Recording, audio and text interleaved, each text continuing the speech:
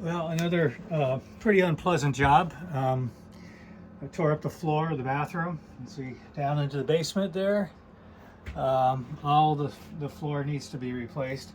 It was pretty sketchy. There were some rotten parts, and it just wasn't supported properly. So that's going to get all redone. I've got to do that before the plumbing is done.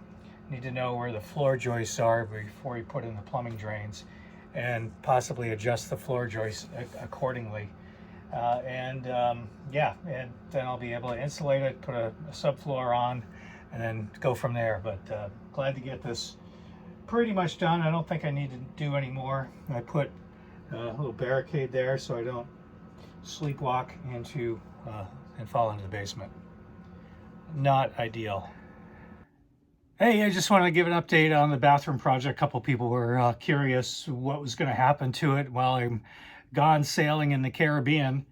Absolutely nothing. You know what? It'll be here when I get back. But I did get the floor replaced. It's all insulated. It's just ready for another wall right there where that pipe is, the drain pipe, and obviously all the other stuff, insulating the wall, put some more studs on the wall there.